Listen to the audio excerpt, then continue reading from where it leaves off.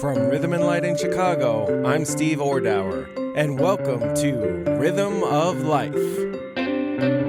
Today on the show, I sit down with an actor who has been a fixture on the film and television landscape for decades. You may know him from The Ghostbusters, Miss Congeniality, the HBO series Oz, The Crow, or a slew of other productions. But today, you will get to know him in a very personal way as we explore his long and winding career. So sit back and enjoy this thoughtful, fascinating, inspiring, and at times downright hilarious conversation I had with this American treasure, who is one of the most gracious and thoughtful people I know, and happens to be a very dear friend of mine, Mr.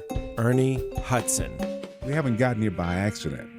I mean, that school I went to, I was able to sort of come out of it, but most of those kids, almost all those kids, they got lost, and did not have great lives.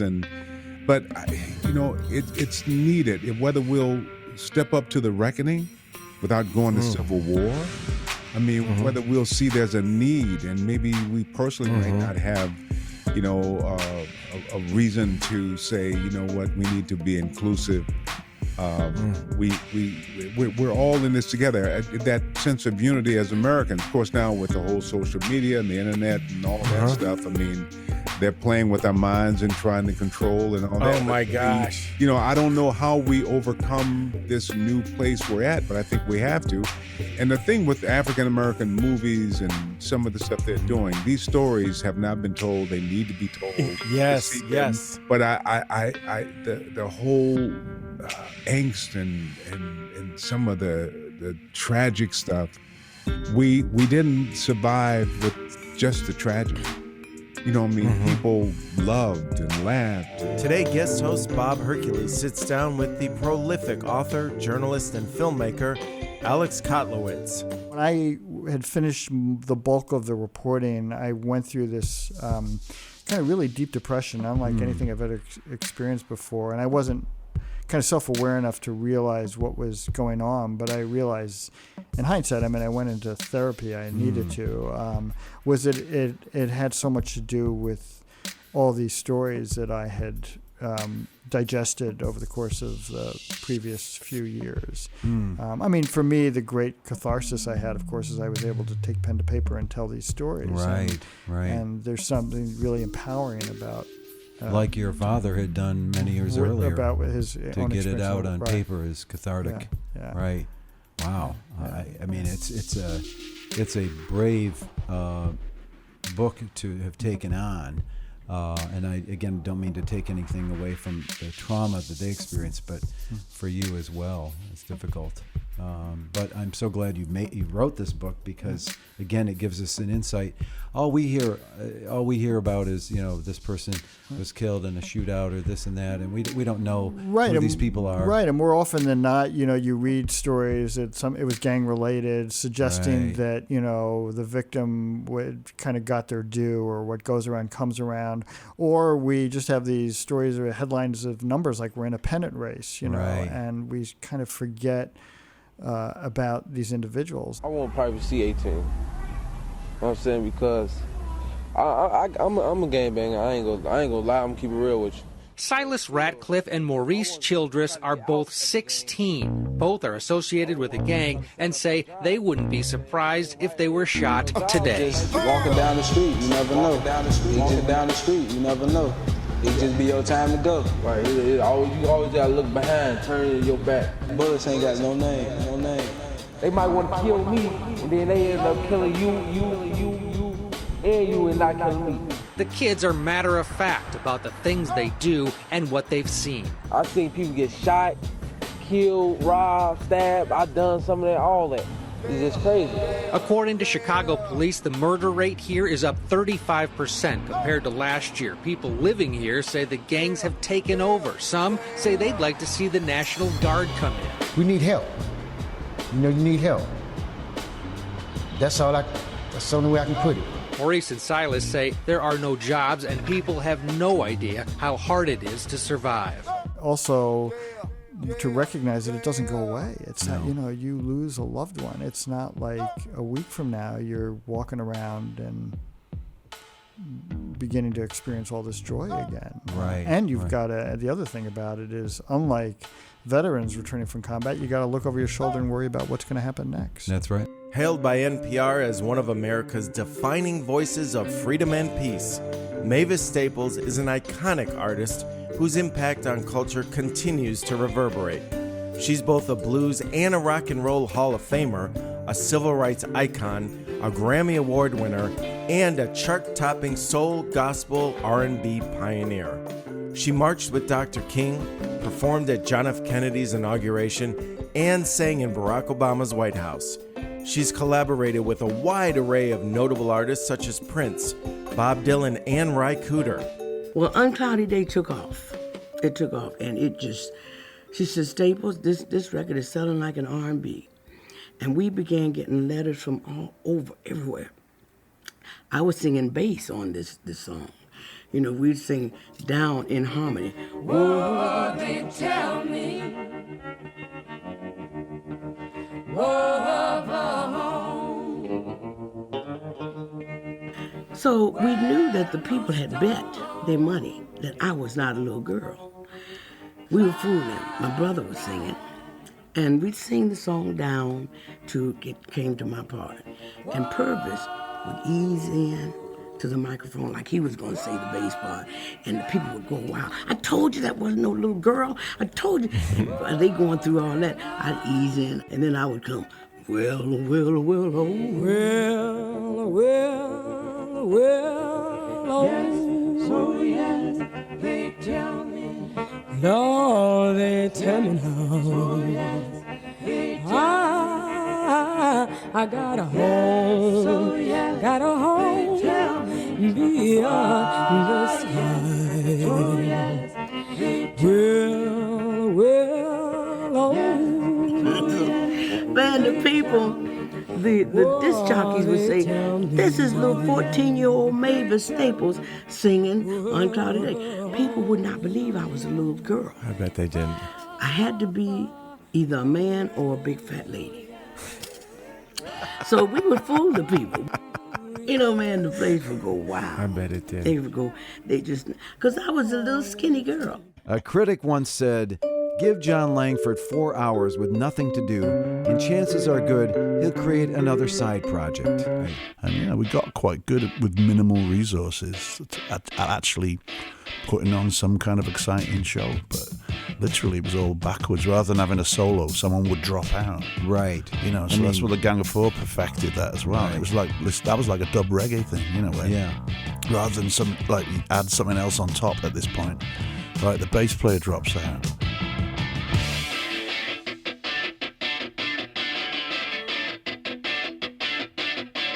Those were the kind of dynamics. They were very simple, but they were very effective.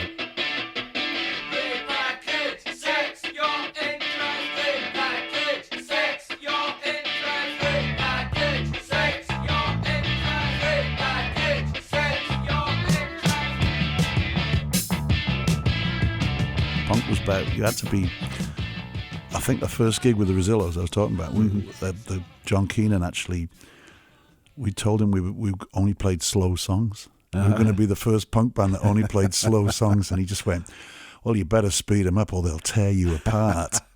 Before he left our studio, Jon performed a brand new song that he had just written, a fitting song for the divisive times we're in.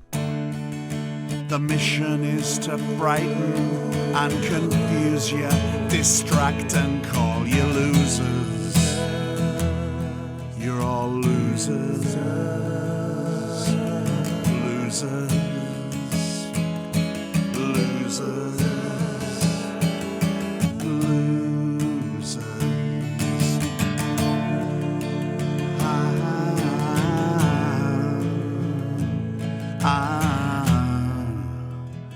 Now we're all losers. Today in the studio, we welcome the prolific filmmaker, Bob Hercules. Primarily focusing on documentaries, his latest project, Maya Angelou and Still I Rise, premiered at the Sundance Film Festival and went on to win 19 awards on 3 continents. The film aired on PBS's American Masters and most recently was awarded a Peabody for excellence in broadcasting. We discussed this film with Bob along with the rest of his illustrious career.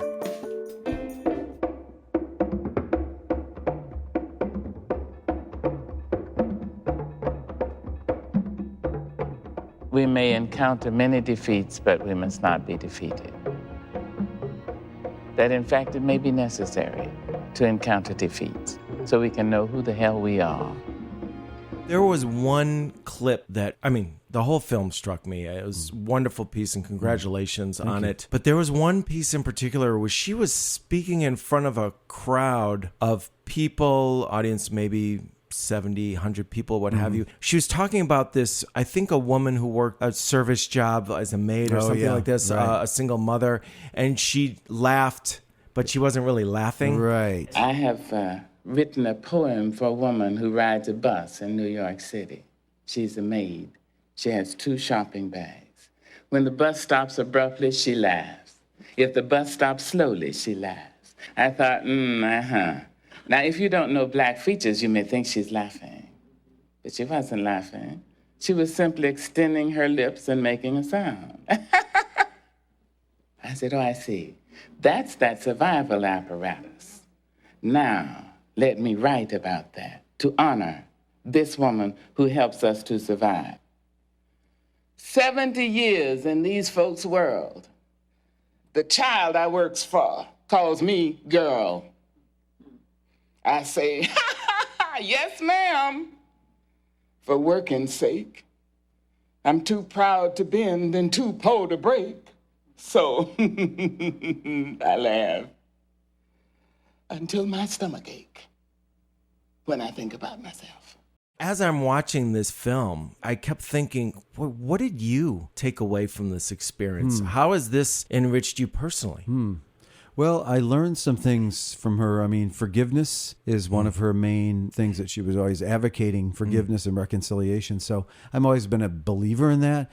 But listening to her idea of it and her commitment to it really was very strong and solid. So it was something I learned a lot from her. The other thing I got from her was, we call the film And Still I Rise, which is from one of her famous poems. And I think about how inspiring her story is, that she came from this low level, from being a black woman in the Jim Crow South and being a woman in a white man's world and having been raped when she was 8 and all the crap you go through, and yet to rise above that. She was not bitter at all. She took that and made what she could of it, and she used, I think she, I guess I would say, had grace. That was her strongest. Personified. Yeah.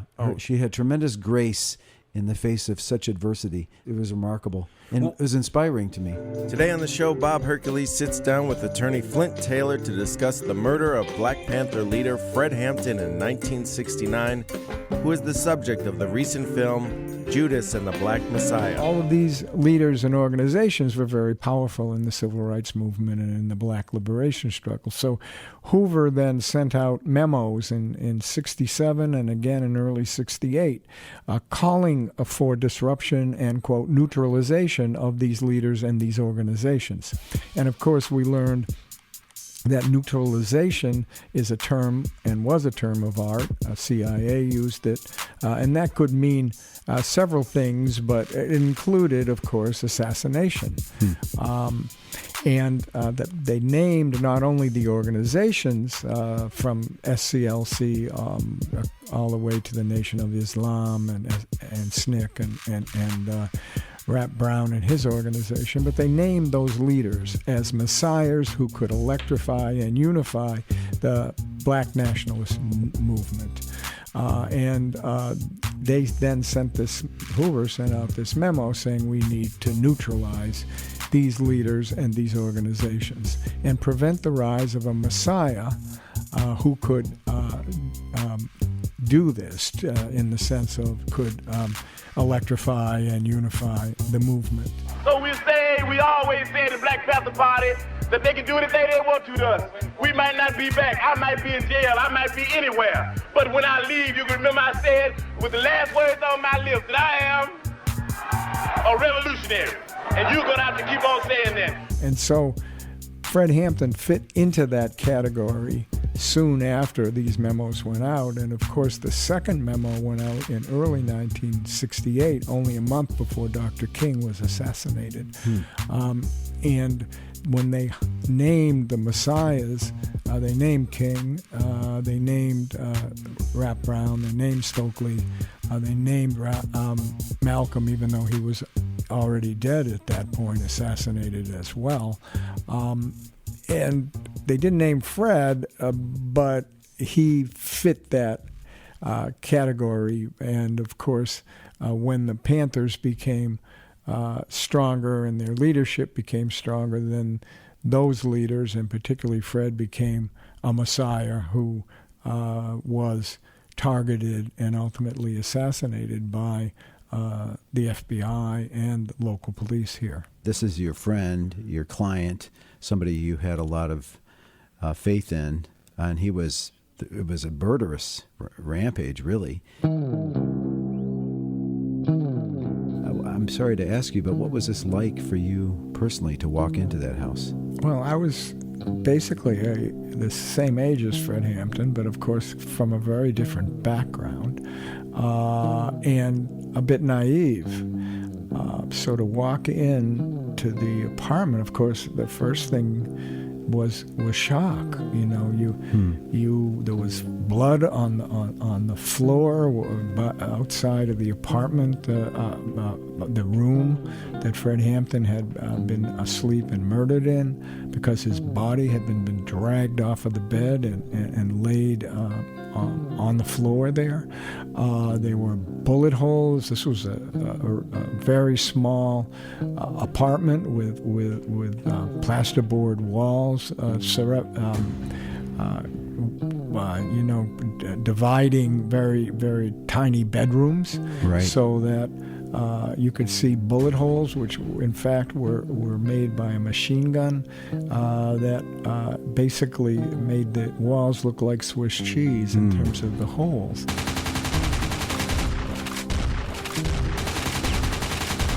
It was extremely shocking.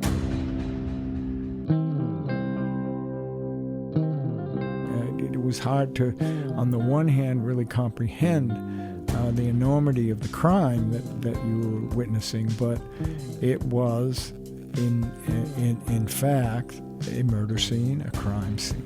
Yeah. An assassination scene. And I think the fact that we shifted so quickly from shock to the kind of adrenaline-driven work of cataloging all of the bullets that were on the floor, bullet shells, and all the bullet holes. We didn't know what, exactly which pieces of evidence would be the ones that would be the most important.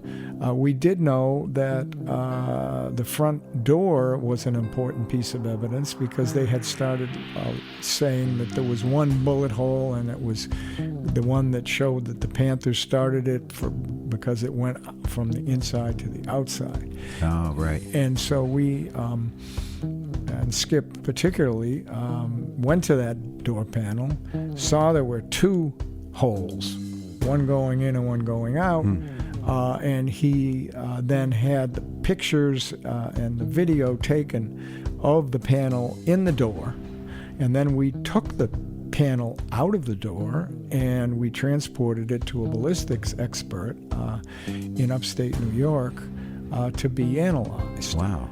And there were several things that were very cloak and daggerish and very much remained in my mind. The police had said Rush is next, because Bobby Rush was not in the apartment.